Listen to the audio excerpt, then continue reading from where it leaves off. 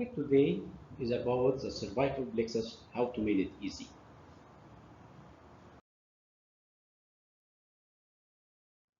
While we were discussing the brachial plexus, we said this started at C5.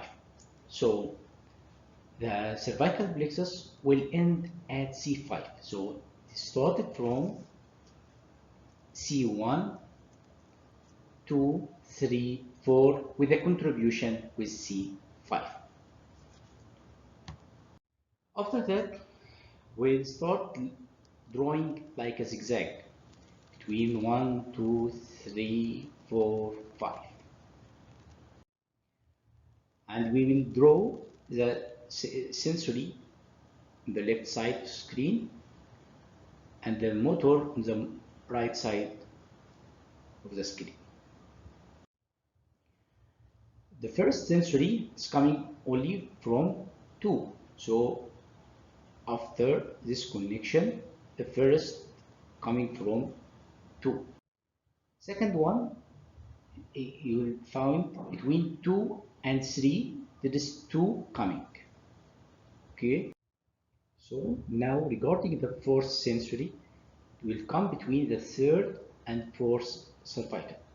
So we have now 4 sensory coming from the cervical plexus. First will be coming from the second, and between second and third there is 2, and the fourth one is between the third and fourth cervical. Now we will start talking about the names of these nerves, and to remember it, remember the types of injections. First can be local. Second will be general, like general anesthesia. Then, or it can be applied like topical cream or transcutaneous, whatever. And you can give also injection subcutaneously. So now we will talk about the names of these nerves. We made already the abbreviation to remember, as we said, for injection like local, general anesthesia, the topical cream or subcutaneously. Now we'll talk about this abbreviation, what it stands for. So for LO stands for lesser occipital nerve. Then GA stands for great auricular nerve. Then TC for the transverse cervical nerve. And lastly, for SC for the supraclavicular nerves. That's the sensory nerves.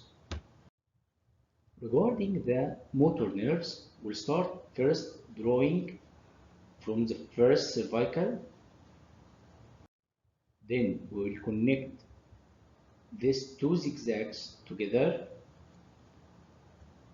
and these 2 zigzags together. So now we have one here and one connected with 3 nerves and one connected with 3 nerves.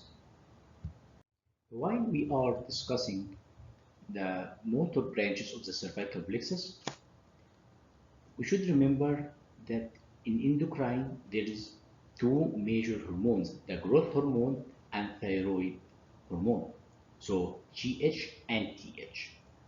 But here GH stands for genohyoid and TH stands for thyrohyoid. Then the connection between the first and second and third, you can remember like, oh shit. So O like omohyoid, SH for sternohyoid, then ST for sternothyroid. thyroid nerves. Now the last one is the phrenic. It's coming from the third and fourth and fifth, especially from the fourth cervical. So now we said already the motor branches and the sensory branches. And to remind ourselves again that the cervical plexus is coming from the ventral rami of C1, 2, 3, 4 with the contribution with C5, and the sensory coming from the posterior, and the motor is anterior. And there is another mnemonic can be remembered for the sensory, like let's go to sleep. Let's go to sleep. That's another mnemonic can be remembered for the sensory. And for the branches of the motor, it can be divided for muscular branches and ansa cervicalis and the phrenic, and can be remembered like MAP, M-A-P, muscular, ansa cervicalis, and phrenic. That's all. Thank you.